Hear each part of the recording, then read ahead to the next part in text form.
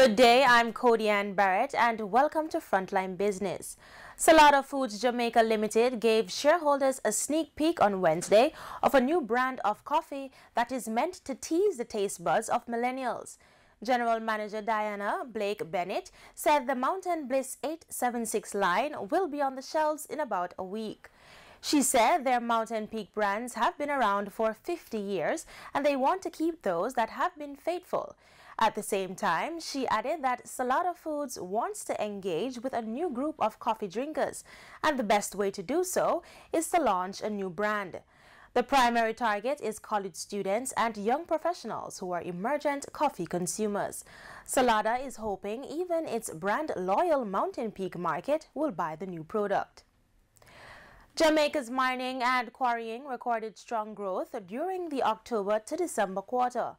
According to the Bank of Jamaica's quarterly monetary policy report, this reflected expansions in alumina and bauxite production due to higher capacity utilization.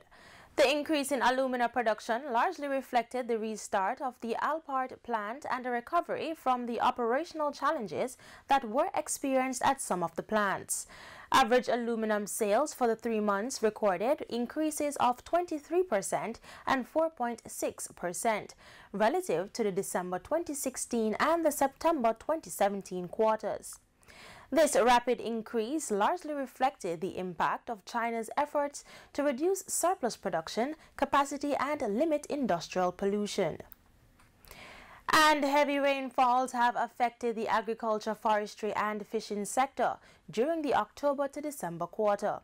It contracted at a faster pace when compared to the decline in the September 2017 quarter. The performance of the industry largely reflected a decline in domestic crop production as traditional export crops increased. The Bank of Jamaica says the contraction in domestic crop production reflected the continued impact of torrential rainfall experienced in May, which was worsened by heavy rains during the quarter. In contrast, animal farming grew due to an increase in poultry meat production. The growth in traditional export crops mainly reflected increased production of coffee and banana. Cocoa production was adversely affected by the lingering impact of the frosty pod disease. In Monday's trading session, the JSE Combined Index declined by 378 points to close at 299,020. Overall market activity resulted from trading in 51 stocks, of which 18 advanced, 26 declined, and 7 traded firm. The Junior Market Index declined by 12 points to close at 2,916.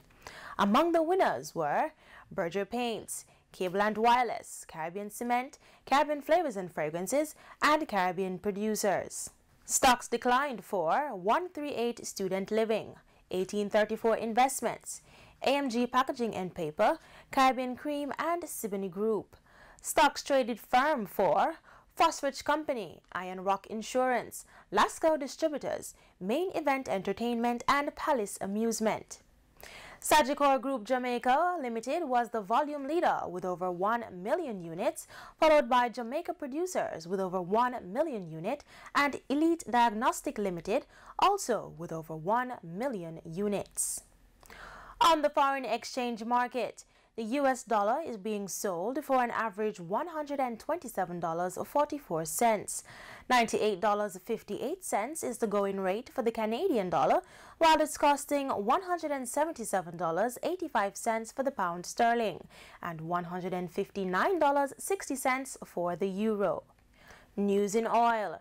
Oil prices rose on Monday after hitting a 2.5-week high, supported by strong U.S. demand and comments from Saudi Arabia that it would continue to curb production in line with OPEC-led efforts.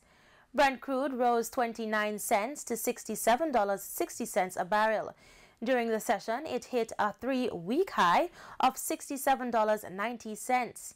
U.S. West Texas Intermediate futures rose 40 cents to $63.95 a barrel after hitting a 20-day high of $64.24. Both benchmarks rose last week, Brent by almost 4% and WTI by 3%. And that's it for Frontline Business. I'm Cody Ann Barrett. Regional stories are next after the break.